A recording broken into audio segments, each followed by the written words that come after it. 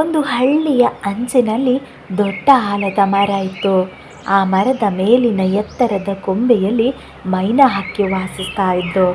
ಅವಳು ಶಾಂತ, ಪ್ರೀತಿಪೂರ್ಣ ಮತ್ತು ಅತಿ ಬುದ್ಧಿವಂತ ಹಕ್ಕಿ. ಹಳ್ಳಿಯ ಎಲ್ಲ ಹಕ್ಕಿಗಳು ಅವಳನ್ನು ಗೌರವಿಸ್ತಾ ಇದ್ರು.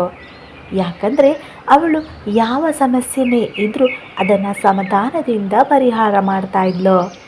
ಆದರೆ ಆ ಮರದ ಮತ್ತೊಂದು ಬದಿಯಲ್ಲಿ ಕೆಳಗಿನ ಕೊಂಬೆಯಲ್ಲಿ ವಾಸಿಸ್ತಾ ಇದ್ದವನು ಗಿಣಿ ಹರಿ. ಹರಿ ಮಾತುಗಳ ಮಂತ್ರಿ. ಅವನ ಕಂಠ ಎಲ್ಲರ ಗಮನ ಸೆಳೀತಾ ಇತ್ತು. ಯಾವ ಶಬ್ದವನ್ನೇ ಆದರೂ ಕಾಪಿ ಮಾಡಬಹುದಿತ್ತು.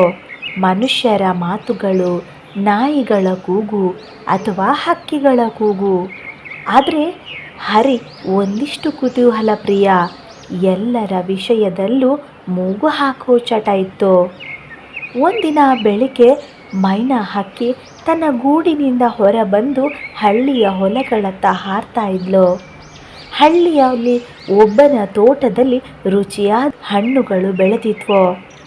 ಮೈನಾ ಅಲ್ಲಿ ಹತ್ತಿರ ಹೋದಾಗ ಗಿಣಿ ಹರಿ ಕಿರುಚಿ ಹೇಳ್ತಾನೆ, ಓಹೋ ಮೈನಾ ಹಕ್ಕಿ, ಏನು ಹಣ್ಣು ಕಳುವು ಮಾಡುವ ಯೋಚನೆನಾ?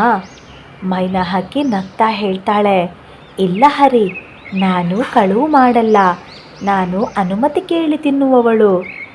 ಅವಳ ಮಾತಿಗೆ ಹರಿ ನಕ್ಕು ಹೇಳ್ತಾನೆ, ಇದು ನಿನ್ನ ಬುದ್ಧಿವಂತಿಕೆಯ ಮಾತು.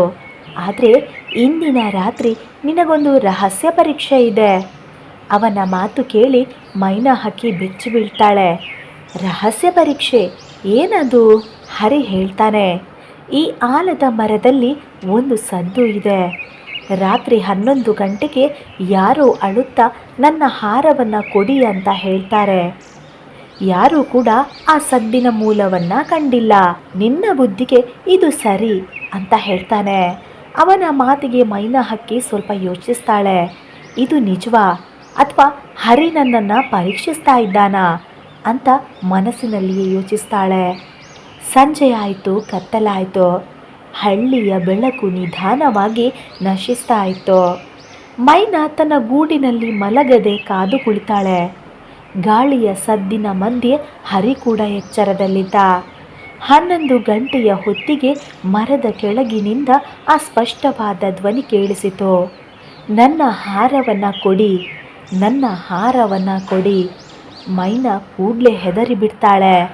ಆದರೆ ಹರಿ ಕುತೂಹಲದಿಂದ ನಗ್ತಾನೆ. ಆದರೆ ಮೈನಾ ಶಾಂತವಾಗಿ ಯೋಚಿಸ್ತಾಳೆ. ಧ್ವನಿ ಯಾವ ದಿಕ್ಕಿನಿಂದ ಬರ್ತಾ ಇದೆ ಅಂತ ಕೇಳಿ ಮರದ ಕೆಳಕ್ಕೆ ಹಾರಿ ಹೋಗ್ತಾಳೆ. ತಳದಲ್ಲಿ ಒಂದು ಸಣ್ಣ ಕತ್ತಲೆ ಗುಹೆ ಇತ್ತು. ಅದರ ಒಳಗೆ ಒಂದು ಬೆಳಕು ಮಿನುಗ್ತಾ ಇತ್ತು. ಮೈನಾ ನಿಧಾನವಾಗಿ ಒಳಗೆ ನೋಡಿದಾಗ ಒಂದು ಸಣ್ಣ ಹಕ್ಕಿ ಅಲ್ಲಿ ಅಳ್ತಾ ಕೂತಿದ್ಲು. ಅವಳ ಕುತ್ತಿಗೆಯ ಸುತ್ತ ಬಂಗಾರದ ಹಾರ ಇತ್ತು. ಆದರೆ ಅದು ಕೊಂಬೆಯಲ್ಲಿ ಸಿಕ್ಕಿಕೊಂಡಿತ್ತು. ಹಾರ ತೆಗೆಯಲು ಆಗ್ತಾ ಇರಲಿಲ್ಲ.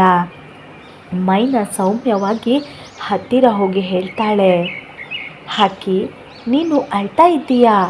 ಏನಾಗಿದೆ? ಯಾಕೆ ಅಳ್ತಾ ಇದ್ದೀಯಾ? ಆ ಹಕ್ಕಿ ಹತ್ತುಕೊಂಡೇ ಹೇಳ್ತಾಳೆ, ಇದು ನನ್ನ ಅಜ್ಜಿ ಕೊಟ್ಟ ಹಾರ. ಕಾಡಿನ ಗಾಳಿಯಲ್ಲಿ ಹಾರ ಸಿಕ್ಕಿಕೊಂಡಿದೆ. ನನಗೆ ಬಿಡಿಸಲು ಆಗ್ತಾ ಇಲ್ಲ. ಯಾರು ಸಹಾಯ ಮಾಡ್ತಾರೋ ಅಂತ ಗೊತ್ತಾಗ್ತಾ ಇಲ್ಲ. ಮೈನಾ ತಕ್ಷಣ ಸಹಾಯ ಮಾಡಿ ಹಾರವನ್ನು ಬಿಡಿಸಿಕೊಡ್ತಾಳೆ. ಹೀಗೆ ರಾತ್ರಿಯಲ್ಲಿ ಅಳೋದ್ರಿಂದ ಎಲ್ಲರೂ ಹೆದರ್ತಾರೆ ಹಕ್ಕಿ. ಇಷ್ಟರವರೆಗೆ ನಿನ್ನ ಧ್ವನಿ ಎಲ್ಲರಿಗೂ ರಹಸ್ಯ ಸದ್ದು ಅನ್ನಿಸಿತ್ತು ಅಂತ ನಗ್ತಾ ಹೇಳ್ತಾಳೆ. ಬೆಳಿಗ್ಗೆ ಹರಿ ಎಲ್ಲ ಹಕ್ಕಿಗಳನ್ನು ಸೇರಿಸಿಕೊಂಡು ಹೇಳ್ತಾನೆ, ಹೌದು, ನಾನು ಸತ್ಯ ಹೇಳಿದ್ದೆ, ಆತ್ಮ ಇತ್ತು ಅಲ್ಲಿ. ಅಷ್ಟರಲ್ಲಿ ಮೈನಾ ಹಾರ್ತಾ ಬಂದು ಎಲ್ಲರ ಮುಂದೆ ನಿಲ್ತಾಳೆ. ಹರಿ, ಅದು ಆತ್ಮ ಅಲ್ಲ, ಅದು ಹಕ್ಕಿ. ಆಕೆ ಗಾಯಗೊಂಡು ಅಳ್ತಾ ಇದ್ಲು. ಆಕೆಯ ಹಾರ ಕೊಂಬಿಗೆ ಸಿಕ್ಕಿ ಹಾಕಿಕೊಂಡಿತ್ತು. ಹಕ್ಕಿಗಳು ಆಶ್ಚರ್ಯದಿಂದ ಹರಿಯನ್ನೇ ನೋಡಿದ್ವು. ಹರಿಯ ಮುಖ ಕೆಂಪಾಯಿತು. ಅಯ್ಯೋ, ನಾನು ಯೋಚಿಸದೆ ಮಾತಾಡಿದೆ, ಕ್ಷಮಿಸು ಮೈನಾ ಅಂತ ಹೇಳ್ತಾನೆ. ಮೈನಾ ನಗ್ತಾ ಉತ್ತರಿಸ್ತಾಳೆ, ನೀನು ಕುತೂಹಲದಿಂದ ಯೋಚಿಸಿದೆಯಾದರೂ ಸತ್ಯ ಹುಡುಕದೆ ಹೇಳುವುದು ಅಪಾಯ. ಮುಂದೆ ನೀನು ಮೊದಲು ಪರಿಶೀಲಿಸು, ನಂತರ ಹೇಳು. ಆ ದಿನದಿಂದ ಹರಿ ತನ್ನ ನಗುವು ಮತ್ತು ಧ್ವನಿಯನ್ನು ಒಳ್ಳೆಯ ಕೆಲಸಕ್ಕೆ ಬಳಸಲು ಪ್ರಾರಂಭಿಸ್ತಾನೆ. ಹಳ್ಳಿಯ ಮಕ್ಕಳಿಗೆ ಹಾಡುಗಳನ್ನು ಕಲಿಸ್ತಾ ಹಕ್ಕಿಗಳಿಗೆ ಎಚ್ಚರಿಕೆ ಕೊಡುವ ಕೆಲಸವನ್ನು ಆರಂಭಿಸ್ತಾನೆ. ಮೈನಾ ಮತ್ತು ಹರಿ ಇಬ್ಬರು ಹಳ್ಳಿಯ ಬುದ್ಧಿವಂತ ಹಕ್ಕಿಗಳು ಎಂದು ಖ್ಯಾತರಾಗ್ತಾರೆ. ರಾತ್ರಿ 10 ಗಂಟೆಯಾದಾಗಲೂ ಮರದ ಮೇಲೆ ಶಾಂತಿ. ಮೈನಾ ತನ್ನ ಗೂಡಿನಲ್ಲಿ ಕಣ್ಣು ಮುಚ್ಚುತ್ತಾ ಹತ್ತಿರದ ಹರಿಗೆ ಹೇಳ್ತಾಳೆ, ಹರಿ, ನೆನಪಿರಲಿ, ನಿಜವಾದ ರಹಸ್ಯ ಭಯದಲ್ಲಿಲ್ಲ, ಆದರೆ ಸತ್ಯದಲ್ಲಿ ಅಡಗಿದೆ. ಹರಿ ನಗ್ತಾ ಪ್ರತಿಕ್ರಿಯಿಸ್ತಾನೆ, ಹೌದು ಮೈನಾ, ಸತ್ಯದ ಧ್ವನಿಯೇ ಅತಿ ಮಧುರವಾದ ಸಂಗೀತ.